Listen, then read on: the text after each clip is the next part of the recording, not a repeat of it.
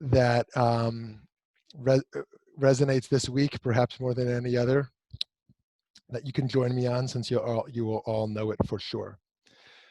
Yai dai dai dai dai dai dai dai. Hiri dai dai dai dai dai dai dai. Hiri dai dai dai dai dai. Dai dai dai dai dai. Dai dai dai dai dai dai. He die, die, die, die, die.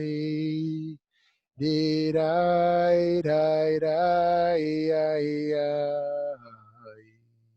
He die, die, die, die, die, die, die, die. Hi, die, die, die, die, die. Just a thought before we do it one more time, to think about this idea that God represents chesed, love, and kindness, and that when we hum it again, think about and taking that on in our life, taking on this commitment to living with love and with kindness in every interaction.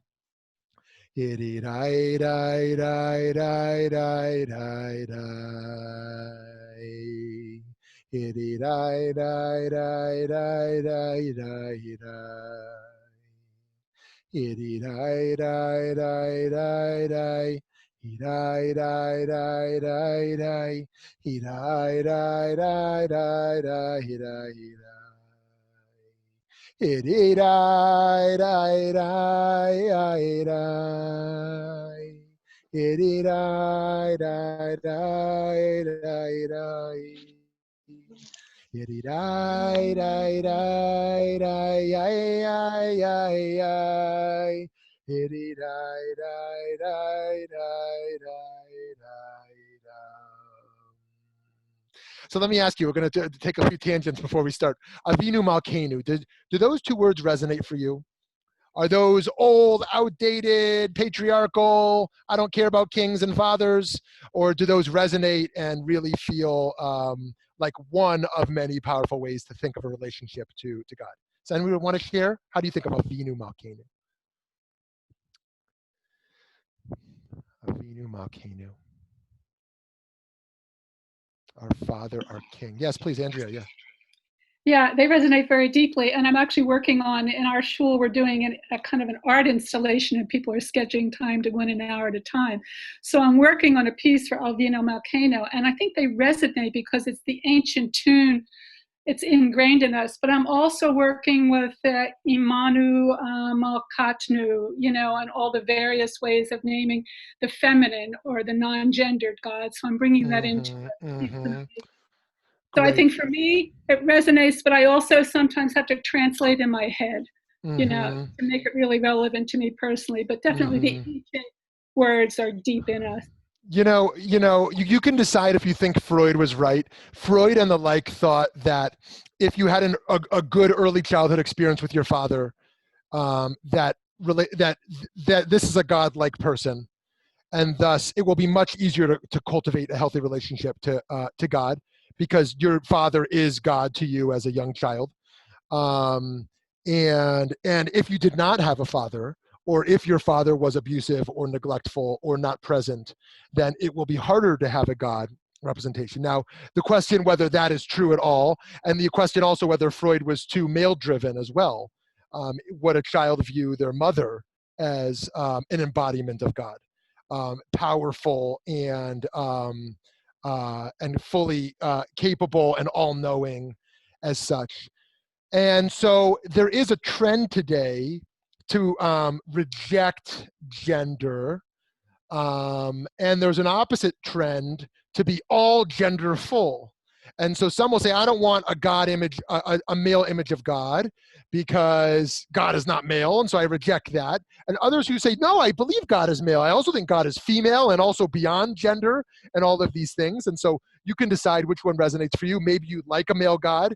Maybe you like a female God. Maybe you like a genderless God. Maybe you like a genderful God. The God is everywhere on the spectrum of gender identity. So, so anyone else? Another person want to share? Avinu Malkeinu? Yeah, Cheryl. You're on mute still, Cheryl. Sorry. There you are. I think it's the music. That is what, I mean, that's what resonates with me. If you want to translate the English, we don't really. Oh, we lost Cheryl. Sorry. Oh, good. Yep. Sorry, we don't really translate it. I mean, in my head, I know it means our Father, our King. I also can think it means, I've heard people say it can be our parent, our guardian, whatever. It's the music, and it's such a, it's the traditional. I mean, it would be almost like changing the Kol Nidre music.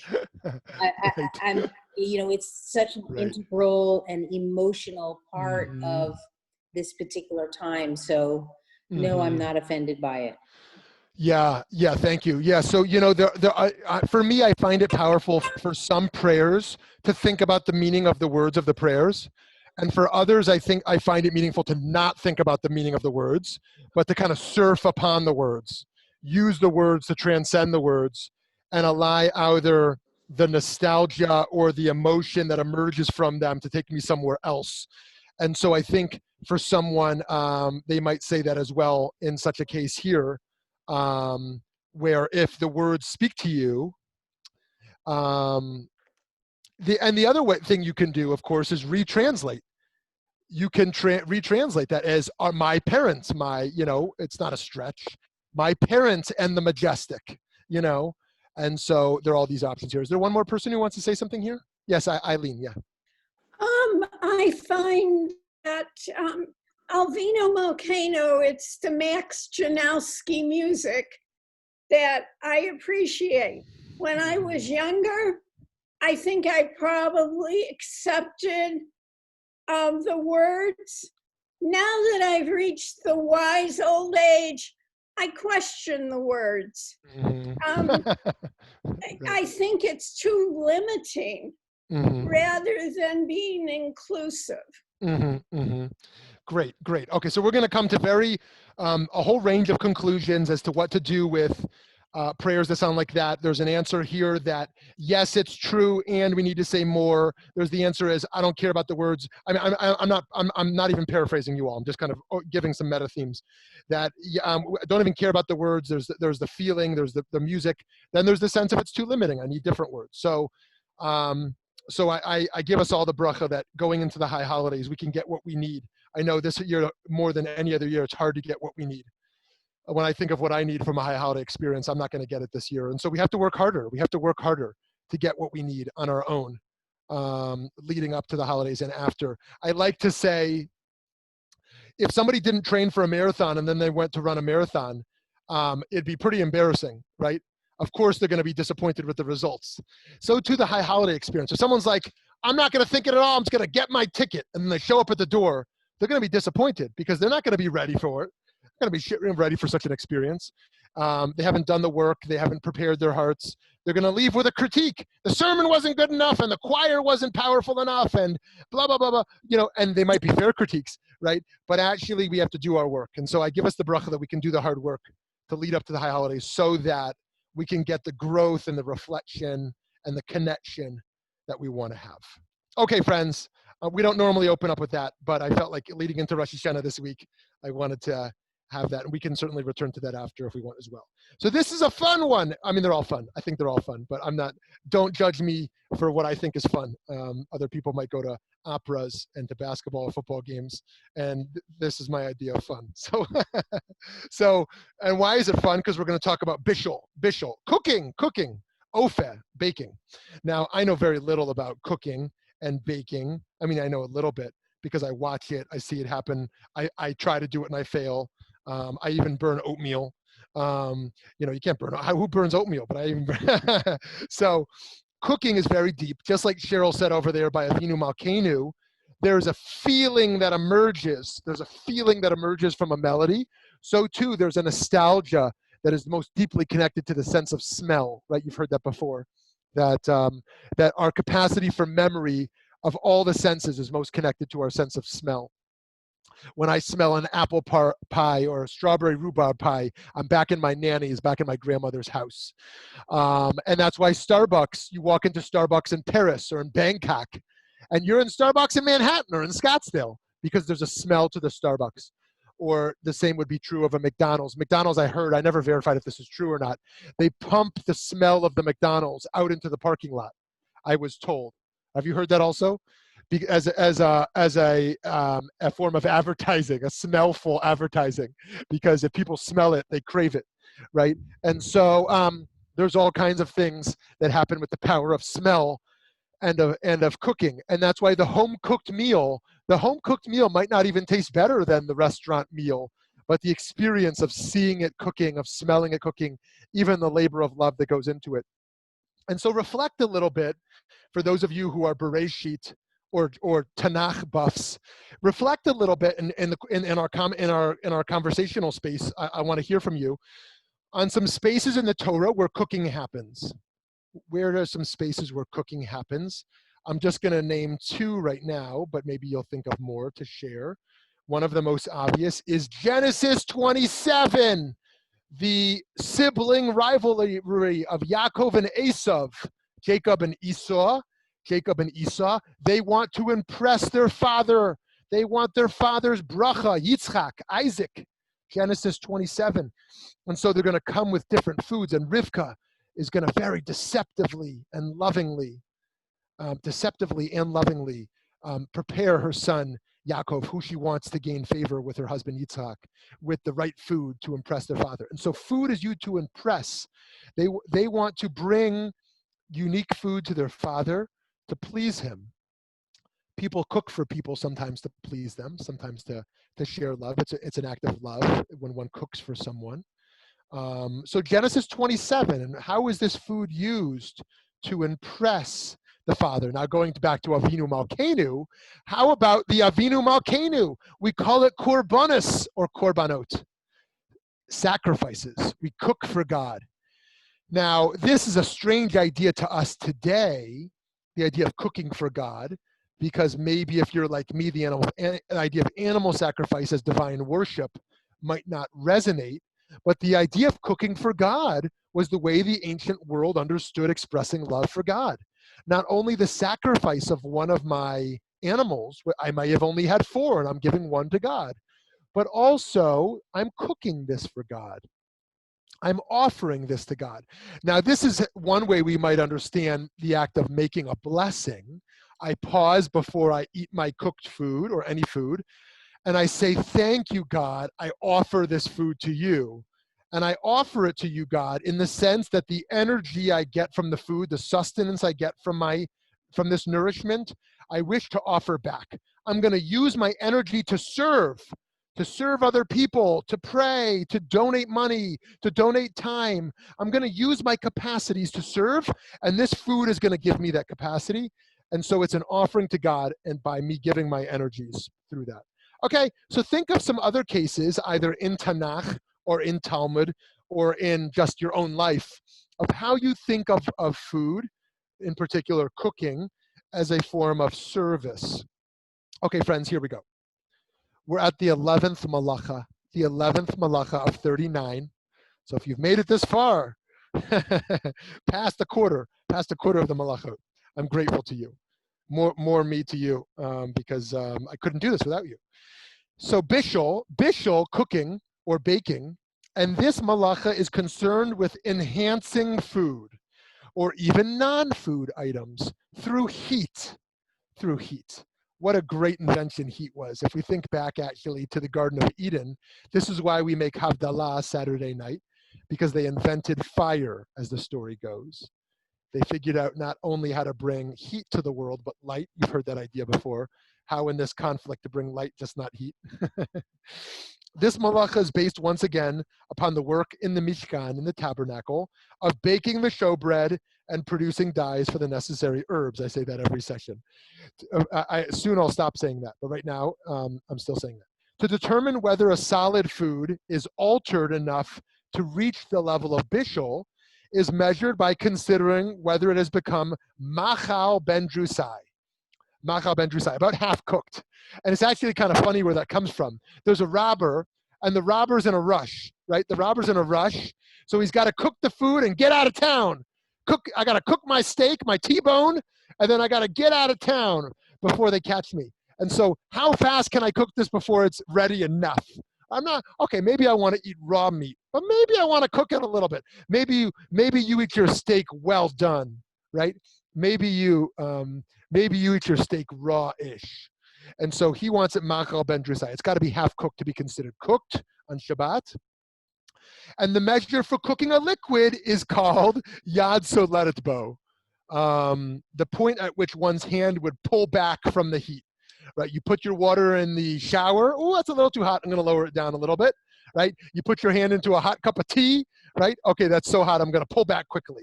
So that would be considered cooking the water. Actually, did you hear the wonderful news that we found life on Venus? Well, we don't know if there's life yet, but we suspect life. Everyone thought Mars, right? Because Mars is going to be colder than Earth, right? But Venus is going to be hotter than Earth, so it can't be life. Venus, I saw how hot it was.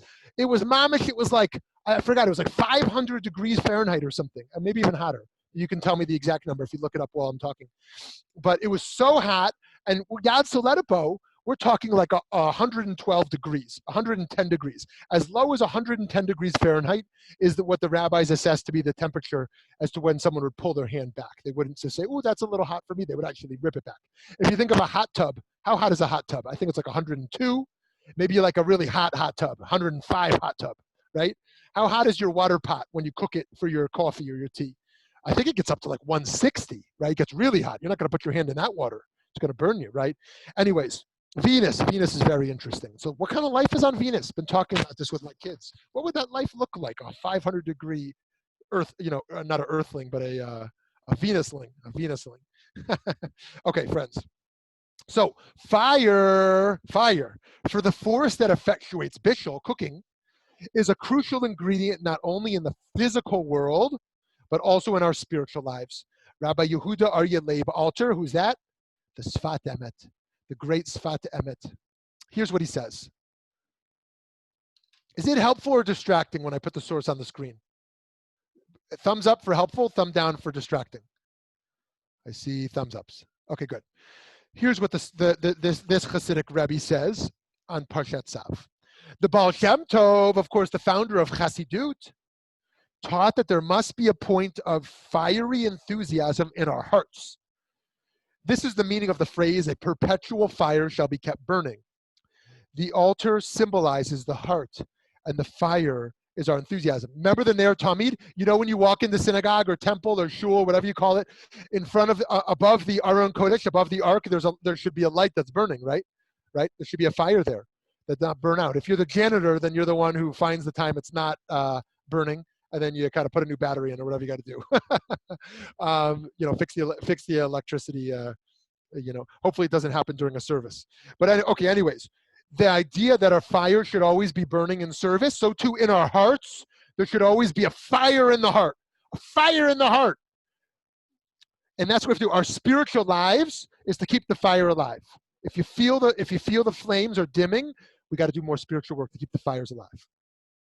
When scripture here says perpetual, it does not mean only in terms of time, right? The idea that the fire should always be lit throughout time, that our enthusiasm must always exist, but suggests that the enthusiasm must be because of the promise of perpetuity. In other words, we are enthusiastic because of the promise that our inner fires will never go out, meaning it's not only prescriptive, it's descriptive. Not only should we never let the fire go out, there's a promise that it will not go out. This is the resiliency of Klal Yisrael. The Jewish people have the promise that we will always survive, right? It's not only that we have to work for Jewish continuity, we have to donate to Jewish continuity, we have to work to engage young Jews in Jewish life. We have a promise that it will be true. Back to Sfat Emet, when we commit to sustaining our engagement with all our heart and soul, then the inner fire will not go out. Friends, again, the Jewish people are the only people to survive. That might sound a little bit too Jewish, supreme, too much Jewish exceptionalism. But look, the Greeks are gone. Where's the Greeks? The Egyptians are gone. The Roman Empire is gone. All the ancient empires are gone, right? Now, that doesn't mean we should think, oh, we're the best and everyone else is the worst, right? But actually, to think about that, why did the Jewish people survive? All the other empires died out. They died out. They don't last very long, actually. Now, that doesn't mean we're not a threat. But what is our secret to resiliency? What is our secret to this perseverance? Yes, there's individuals who have cultivated this resiliency, many who have no resiliency at all. It's not a critique. They've just experienced too much. They can't keep going, you know? But the Jewish people has a recipe for resiliency, for perpetuity, right? We're the only, tell me if you think I'm wrong when we talk later, the only ancient empire to still be around. Only ancient empire to still be around. Okay, here's the last paragraph in Sfat Emet. When our enthusiasm toward our service is correct, then any distracting thought of fatigue or disinterest that arises in our hearts will automatically be consumed in heat of the heart, like wax before a flame. When this distracting thought is burned in the heat, a new light will arise there. This is why upon the altar all night is followed by, in the morning, the priest shall feed wood to it. The new energy follows the darkness of doubt. And through the burning of distracting thoughts, there is renewal of energy in the morning. Nevertheless, it is still up to us to apply effort to bring this about, right? So that's to say, all day we have control. Thank you for that. That's a good image. All day we have control of our inner fire to nourish it. And then we go to sleep. And your dreams may sustain you, or your dreams may haunt you. Your, what do you call it when you can't sleep? It's not sleep apnea. It's, what's it called when you can't sleep? It's called, what's it called, somebody? Insomnia, thank you. Insomnia. You might have insomnia, or you might sleep like a baby. I hate that phrase, sleep like a baby. Whoever came up with that phrase never had a baby. You ever seen a baby sleep? They wake up every 10 minutes. What do you mean sleep like a baby? Sleep like a baby, you want to sleep like a person with no concern in the world. A baby wakes up every 10 minutes screaming next to me. Ah! You know, so never give someone that blessing, sleep like a baby, right? But maybe, right, we should sleep like a college student. You know why college students sleep so well? They're concerned about nothing. I mean, some of them are concerned, you know. But I used to work with college students. I'd say, what keeps you up at night? What keeps you up at night? Mary or Yosef, what keeps you? They say, keeps me up at night. I don't understand the question. What do you mean keeps me up at night? I fall asleep at night. I fall asleep at class. I fall asleep on the couch. I fall asleep eating ice cream. Keeps me up at night. So my job, you know, with some folks, you know, the job is to comfort people. With college students, you want to shake them up a little bit. You know, shake them up a little bit. They're not so concerned yet. Okay, they're concerned about they're going to go to a frat party or a sorority party. They're concerned that they get an A so they can get into law school, you know. Some of them are really concerned. They're concerned about global hunger and poverty. You know, some of them have, I mean, we have these amazing interns over here that are really concerned. But I used to work with college students. I say, what keeps you up at night? They look at me, am I going to get some good cake or something? Yeah. Okay. Someone's got to go back on mute over there. Someone back on mute.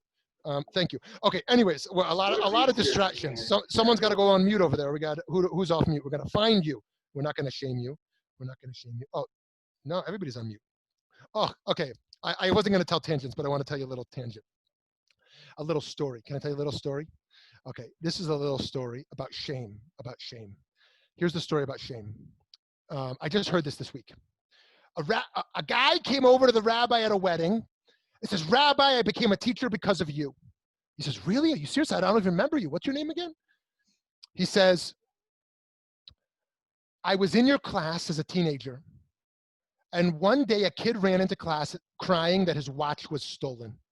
Kid was crying his watch was stolen. And Rabbi, you slammed the door shut and you said, no one's leaving the class until the watch is returned. And Rabbi, my life was over. I knew it was me. And I was going to get kicked out of school. I was going to get embarrassed. My parents were going to disown me. My life was over. I knew that point on, I was done. And Rabbi, you know what you said to the class next? You said, everyone line up. When you walk past me, if you're holding the watch, drop it in my hand. But then you know what you said next? And this changed my life, and it's why I became a teacher. You said, I want everyone to close their eyes. You could have searched everyone's bags and found me and caught me and exposed me. But you said, everyone close your eyes. And in that moment, you saved my dignity. You saved my dignity for that mistake I made, and I decided I want to be a teacher. And the rabbi said, that was you? And the kid said, of course it was you. I put the watch in your hand.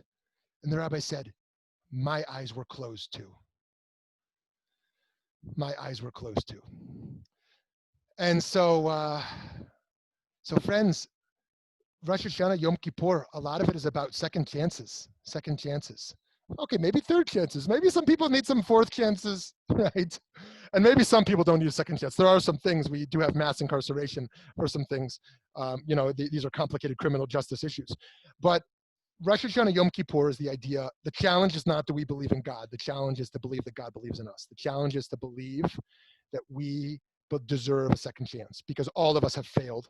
And we return to the table, we return to the Siddur, we return to our hearts to know that we deserve a second chance too. And all of us are capable of teshuvah, of repairing and growing. And so why do I share that? Because I said I'm going to shame the person who wasn't on mute. And that's the tangent that emerged from that comment. and so it is true. Shaming is a tool of social change. We want to shame evil people, so to speak, because we want to disincentivize other people from doing evil things. And yet there's limits to that also. Sometimes change makers go overboard on shame. And Yisrael Salanter said shame is the most powerful of emotions to get us to change our own ways. So here's what he would say. We talked about this a few sessions ago. But he said, if I want to make a diet, okay, actually, here's my new diet I started last night. You want to hear my magical diet? Don't eat chips at midnight. That's my new diet. I recommend it. It's magical. I felt so, because at midnight, I say, oh my goodness, I got 2 more hours of work, and I open up the blue bag. You know the blue bag? The salt and vinegar blue bag? Oh, you can eat the whole bag. So you want to know the best diet tricks? Don't eat a bag of chips at midnight. I promise you it works. So friends, Yisrael Salanter says, you have a great diet. What do? Yisrael Salanter says, you post it on Facebook. I'm sure Yisrael Salanter spent most of his free time surfing Facebook. And he says, you post it on Facebook. Why? Because you don't want to be embarrassed. And if you say you're going to commit to something and you don't live that commitment, you're going to be embarrassed. So make your commitment public of who you want to be, because the shame will be a driver to not fail to that. But listen, if you take anything out of this session, don't eat chips at midnight. Okay? And if you do, okay, maybe you got another trick. Okay, let's go back to our text. You can see I'm a little bit tangential today. So sorry, I'm excited to be with you all. So when I get excited, I get a little tangential. Okay. Indeed, God speaks to Moses from the fire, back to the fire, both at the burning bush and the fiery lightning witnessed at Sinai. I love this moment, right? It's, this artwork is so distracting. My wife and I have an old machloket, an old debate. Of course, she's right about whether to show our kids these images of the Bible, whether to show them the movie, the 10 Commandments and all these things. And I say, oh, it's a great movie. They got to see it. They got to look at this art. Let's show them what it looks like. And she says, no, let their own spiritual imagination cultivate the image. We don't need to show them. We don't need to hamper their spiritual imagination by showing them this art. What does this little art do for them? Just give them some years to cultivate their own image of what it looks like, and then let them. After all, I mean, who was the guy who was the head of the NRA? Charleston Heston, is that his name? Charleston Heston is Moshe Rabbeinu. Moshe Rabbeinu was the head of the NRA, and he's over there. He's over there with his Rolex popping out. If you look really closely, when he's at Yam Suf, he's at the splitting of the sea. You can see his Rolex popping out of his Moshe garb. It's amazing. Back then, they didn't know how to Photoshop. And what was that movie made in the 40s, 50s? Okay, even if it was the 90s, they probably didn't know much about Photoshop. And so you could see his Rolex over there. Anyways, the fire over there, the burning bush is teaching us. Oh my goodness, I had a burning bush moment last night. So last night, I'm looking in the backyard. I'm about to lock up all the doors. And I see a light next to the tree.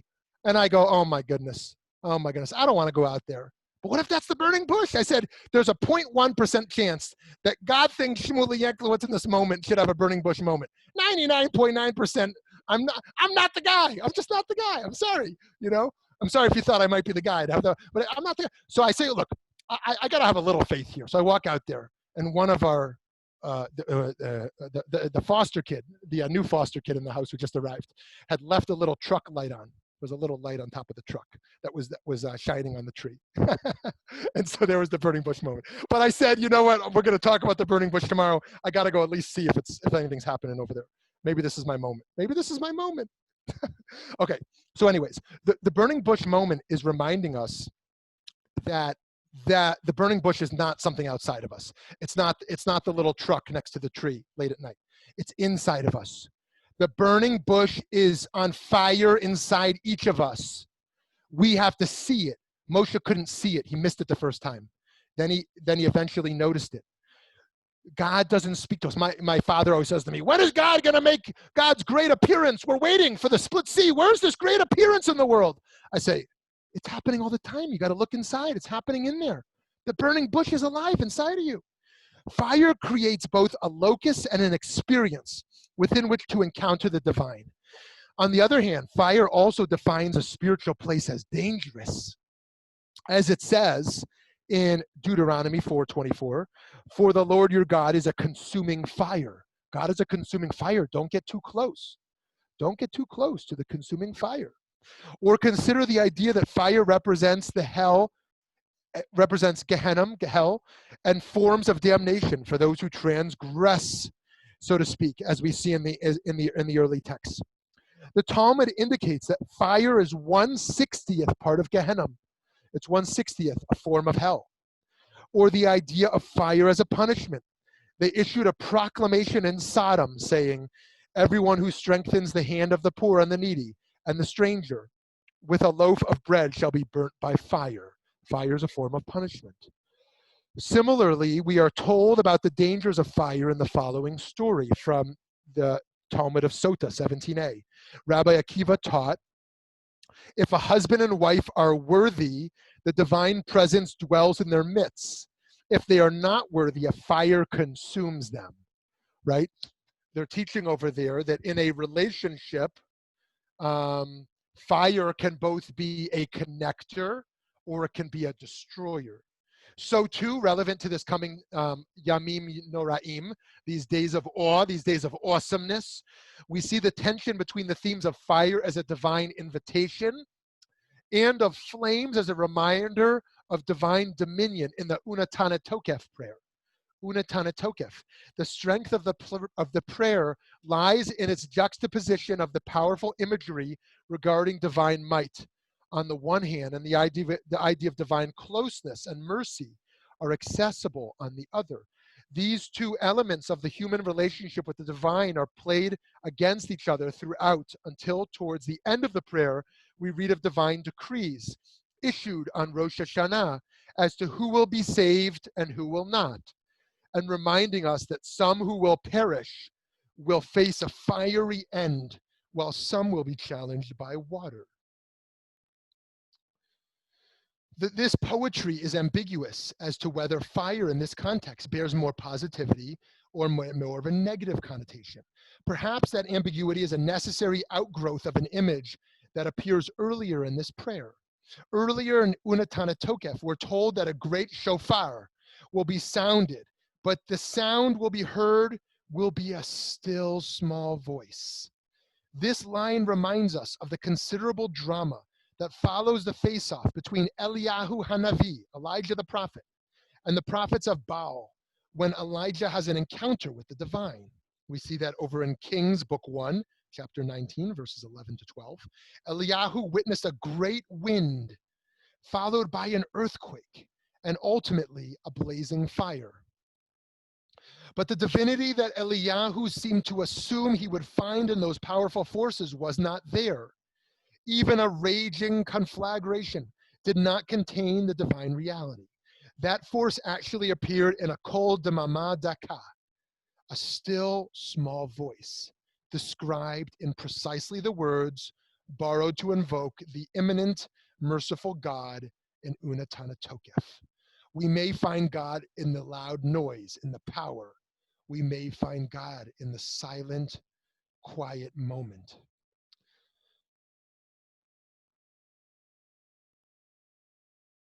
The rabbis of the Talmud use an image of fire to answer a question that they raise when they wonder how, on a practical level, the Torah could be written in heaven. Torah min hashamayim, however we mean that. This comes from the Midrash Conan, which I saw from Abraham Joshua Heschel. On what was the primordial Torah written? On parchment? But the animals had not been created yet.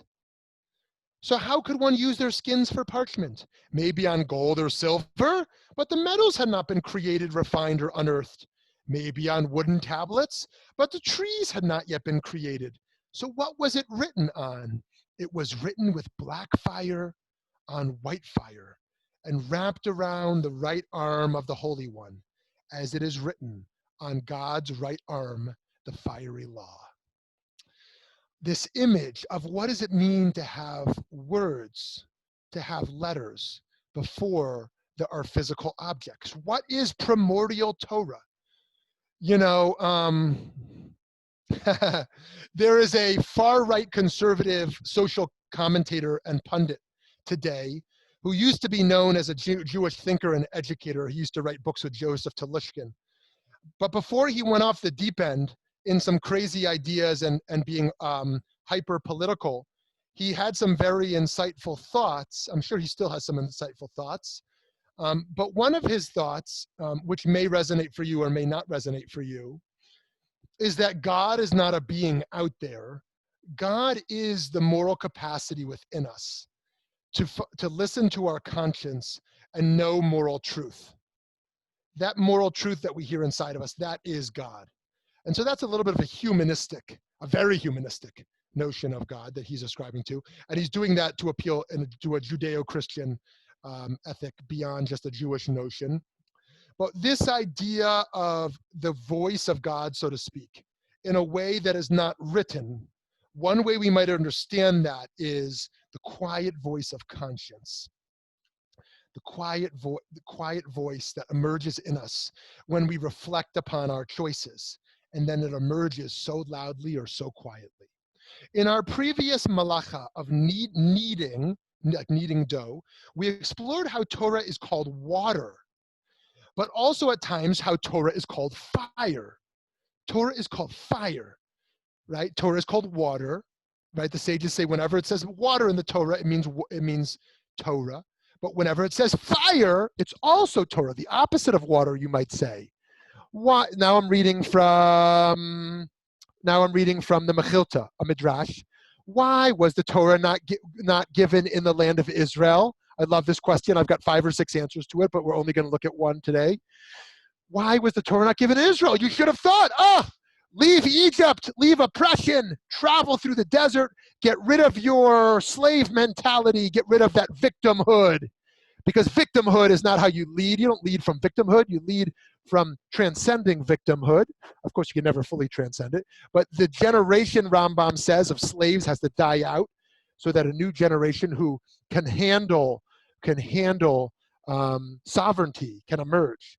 Because the oppressed become oppressors. And if you are the oppressed, you cannot have sovereignty or you will oppress. And so let them die out so that a new generation can emerge. But you would have said, then give the Torah in the land of Israel. Why would you get it in the desert? It's not a holy land, so to speak. So that's the question of the Midrash.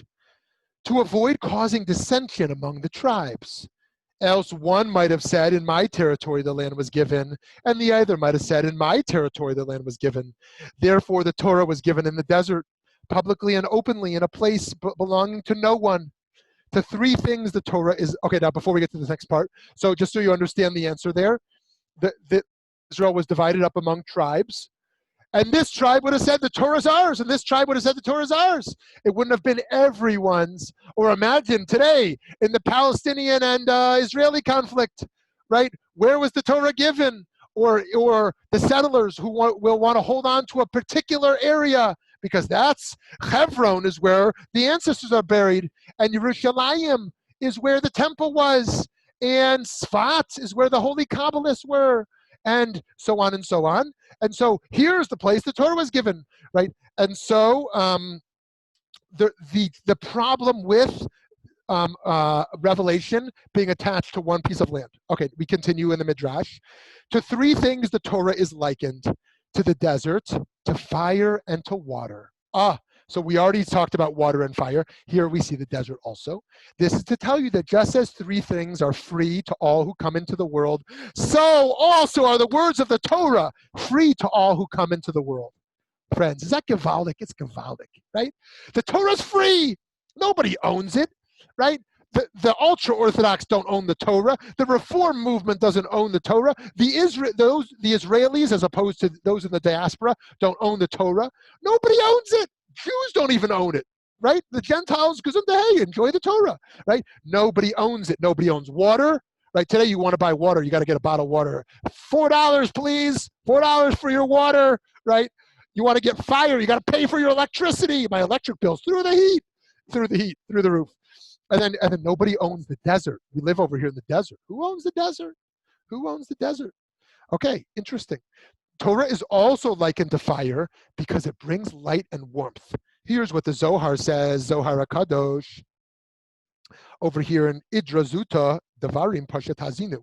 On the day that the Rashbi, Rabbi Shimon Bar Yochai, was to leave the world, he was about to die. He organized his teachings. His friends came to his room and he said to them, now is a time of favor. I can now reveal to you holy things that have not been revealed until now. By the way, end-of-life politics are very complicated. Maybe you think, as soon as I'm not living a good life, I want out. Maybe you're thinking, never pull the tube. Okay, lots to say there. Barbara my dear friend Barbara here, led a great session on being mortal. You got to read Being Mortal, important book, and you can listen, and some important conversations about end-of-life stuff there. But one might say, and this doesn't have to do with those politics or economic questions, one might say the last moments of life are very powerful. If you have been with someone dying, you might know that to be true. And it can also be true that we want, and this is one of the worst tragedies of COVID, dying alone. But one might say there are things we reveal based on a new experience in those last moments that we could never have revealed otherwise. Something that happens. Sometimes someone might get them in trouble. They say something to someone in the end, which is contrary to everything else they said in life. They say, oh, I give the house to you, my son. Wait a minute. The will just said we all get the house. Wait a minute. He gets the house. You are my favorite daughter. Oh my goodness, favorite daughter. I thought you loved us all, right? So sometimes you get in a little trouble at those last moments. Keep your mouth shut a little bit, right? But also, there's amazing things. My father never told me he loved me. And in that last minute, right? That last moment, they said they believed in God. I didn't even know. Whatever the case is, something happens in that moment. Okay, sorry, I'm taking a lot of tangents here. Okay, back to the Zohar. All that day, the fire never left his room, and there was no one who was able to approach as the light and the fire were surrounding him. After he passed away, and they came to bury him, the fire flew into the air and danced before him. A voice was heard from the heavens saying, come and gather every year from the Chilula, the anniversary of the Rashbi. This is why, friends, we have a bonfire on Lag BaOmer. The bonfire on Lag BaOmer is because of the Zohar here, because it is the anniversary of the death. It's the yahrzeit of the Rashbi. It's also my wedding anniversary. So more importantly, when you make a bonfire, you're celebrating my wedding anniversary. So thank you for that. Thank you for thank you for all those years you've been honoring our family. Didn't even know. And so the Rashbi has this fire that emerges, and the fire, this is also why we light a yahrzeit candle. We light a yahrzeit candle to remember the passing of the person, the fire that still resembles the fire in their heart. The fire in their heart is never gone. We keep the fire in their heart alive. And friends, actually, by lighting that yahrzeit candle, we're also lighting the yahrzeit candles that they lit before them. And we're teaching our children, our grandchildren, or whoever, other people who would light candles for us unknowingly as part of Klal Yisrael, because we light candles for each other as part of the Jewish people. It's not just children. We're doing that to keep alive their memory and their fire. Okay, my goodness, we're not even to the conversation yet. I'm sorry, but we did a little early on, so I know we're going off script a little bit. Okay, so here we go, friends. Now, when it comes to mixing the physical and the spiritual, food and fire, which are mixed when we perform Bishul, cooking our malacha, it sounds mystical and maybe even exciting. But our tradition also teaches that cooking can be cruel. Cruel. Nachmanides, the Ramban, writes over here in his commentary on Devarim 14:21, the understanding of you shall be a holy nation to Hashem your God, a goy kadosh, a holy nation, has to do with you shall not cook a kid in its mother's milk. right? Mixing meat and milk, because it is not a disgusting food, but rather it is prohibited because we must deal with our food in a holy way, or that we must be holy and not be cruel by milking a mother and taking that milk to cook it in its offspring. And even though this prohibition will get extended to include all milk, because all nursing mothers are called aim, mother, and all offspring are called gadi, and cooking of this type is cruel. So in fact, the dairy industry is is the intersection of a feminist issue and an animal rights issue, because of course all milk comes from the exploitation of female cows, right? And so this exploitation that's coming over there, and so too cooking a kid in its mother's milk. The Ramban felt that we need to sensitize ourselves to the pain of others, including animals. And so this type of cooking is cruel. To cook a cheese on my burger, or any type of dairy in my meat. And so we want to avoid such acts, not because it's going to taste bad, it's going to taste better, but I want to make a pitch for vegan cheese. Woohoo! Vegan cheese. I want to make a pitch for vegan cheese. Maimonides explains how cooking is only one of the three prohibitions that emerges from this animal welfare principle. Okay, I'm gonna skip over this next source in the interest of time, but just suffice it to say, Bishul comes up in these three ways. Around not benefiting from it, not cooking it, or eating it. Okay. Now to conclude, cooking, of course, can also be compassionate, not just cruel. We cook for those we love. We cook for guests. We cook for the hungry. The ability to cook is not only about ethics to animals, generosity to other humans, but also about our own health. Cooking is a spiritual practice of yesh meyesh, cooking something new from something old. Through unique combinations, we transform objects into something palatable, nourishing, and enjoyable. This is how all of life should be, friends. We take the raw and transform it into something wholesome. Every Shabbat, when we pause from our normal cooking and reflect upon that which has already been cooked, we can realize this gift that we have been given. Indeed, it is a gift that can be passed forward for all to cherish. So friends, I'm sorry I only left 13 minutes instead of my normal 40 to 45 minutes to talk. But instead of me responding to each person, I want to take a few questions and thoughts all at once, and then I'll do just a concluding response. So the floor is open. Don't forget to unmute yourself. It seems to me that fire is yin and yang. Ah. It's both good and bad. Mm-hmm. And I wonder if that's based on its intention. Mm-hmm. Great question. We'll come back to that. Or comment. Yep, someone else?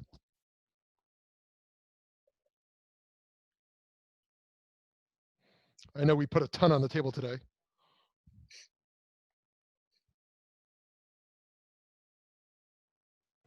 Rob? Yes. Yeah. I'd like to make a comment. I'd like to get back to fire. I have a tiny little piece to share that in doing research about Elul, I found out that in Eastern Europe, Elul arrived when the plums were purple and ripe and the pears were ready for picking, right? We're all making plum kuchen.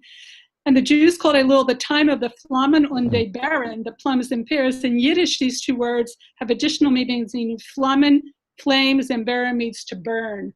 So it kind of brings up the whole, as you were talking about, to a time to search our hearts and to seek God with fiery, burning intensity. And I live in Northern California, and we have had smoke every single day from the fires that are over in the next valley and north. And the awesome images of the fiery God and the power of God in that is, and the danger is so close to us. So it's a really living reality right now for all of us. Wow. Thank you so much. Yeah, thank you so much. Great. Someone else?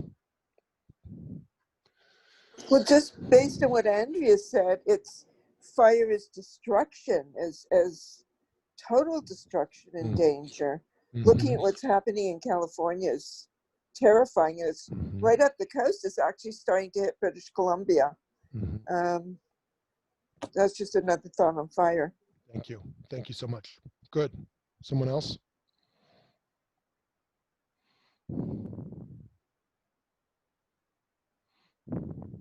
something else that came up for you.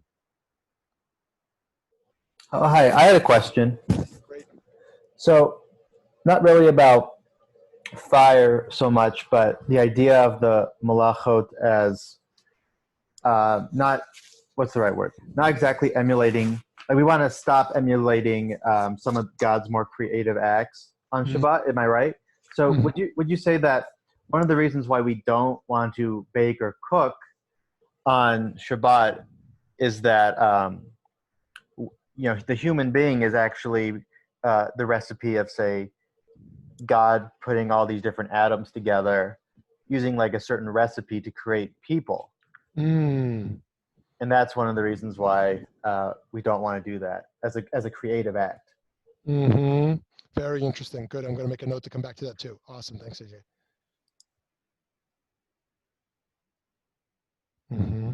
Anyone else? Okay, let me respond a little bit, and then actually, let me give a minute because I want to. If there's someone else who wants to jump in, and then I'll circle back. Anyone we didn't hear from yet? Okay, so I'll share a few things, and then I'll open it up again.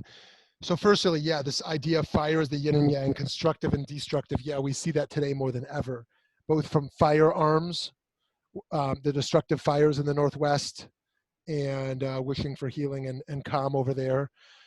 Yeah, so many other forms of fire, houses burning down, and yeah, this the destructive nature of fire and how fast it can spread, and yet also the constructive nature of how little we would be able to do as human civilizations without fire, one of the greatest of human inventions. And yeah, and that yin and yang, I think, is true for everything in Jewish thought.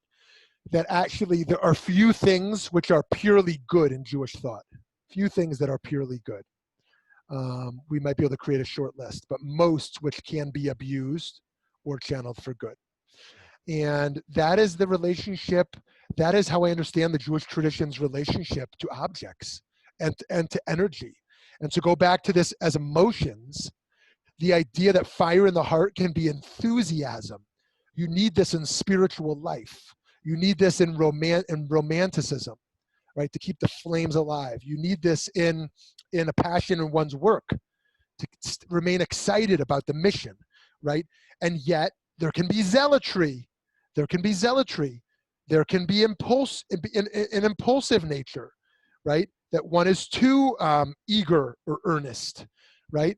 So too, a little bit of rage can be helpful when it's constrained.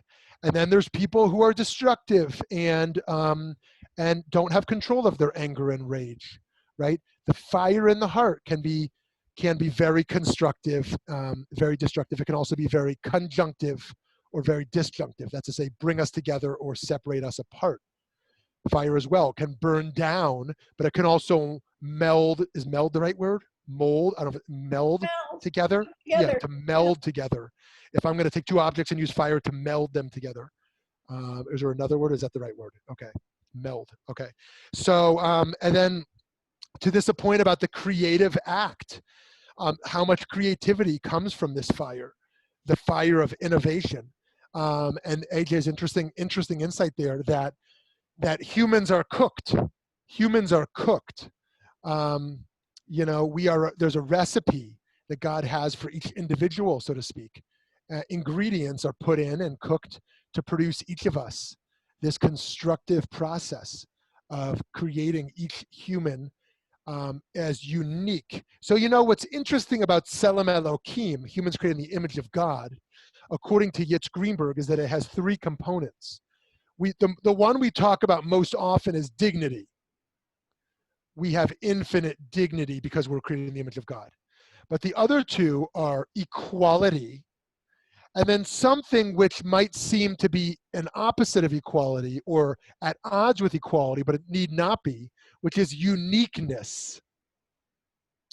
Right? The capitalists don't like the socialists because they say equality is not going to get anywhere. We need uniqueness. People need inspiration to create and innovate and everyone's going to be different. Don't treat everyone the same and equal.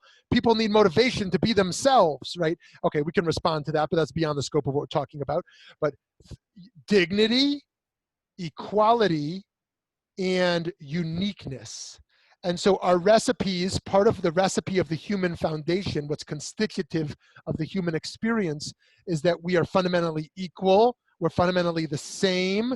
We're fundamentally carry dignity in the same ways, whether we're wealthy or poor, black or white, man or woman, gay or straight, whatever we are. We're fundamentally equal and dignified, and yet we are fundamentally unique. This is at odds in feminist thought. Some feminists want to say men and women are the same, don't treat us as different.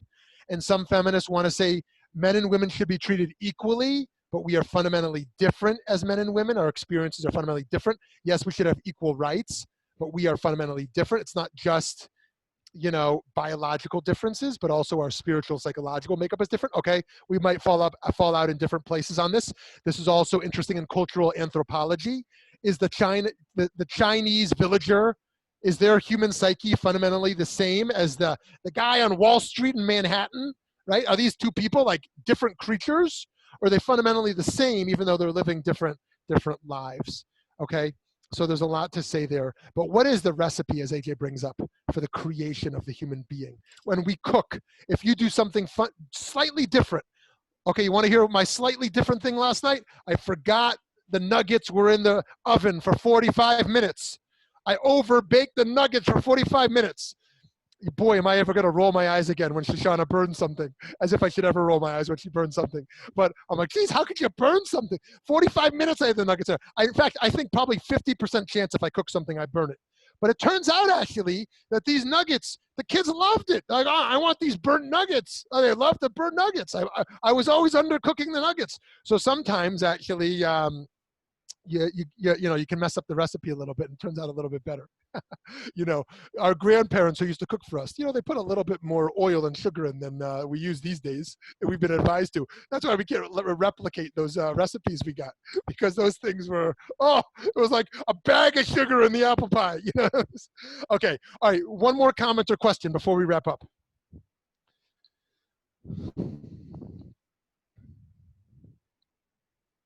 Okay, friends, let's end the way we began. Friends,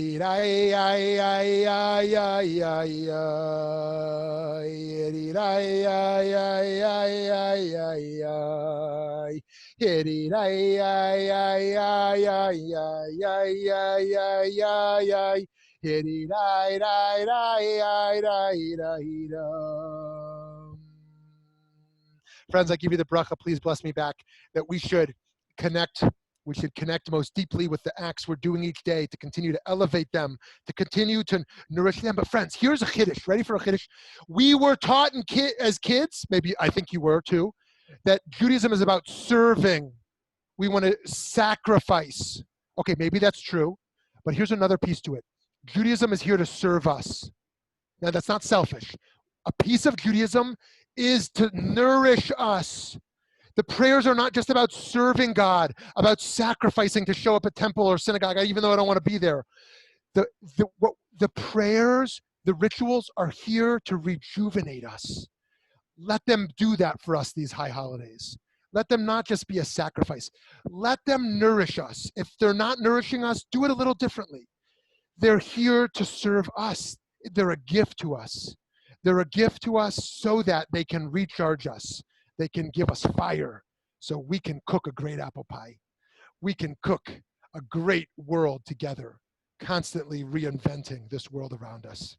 Shana Tova, and I hope to see you next week because we're back to 10 o'clock Pacific. I'm sorry for the change, but we are back to 10 o'clock Pacific, 1 o'clock Eastern. Have a wonderful day. God bless. Happy New Year to good health and happiness.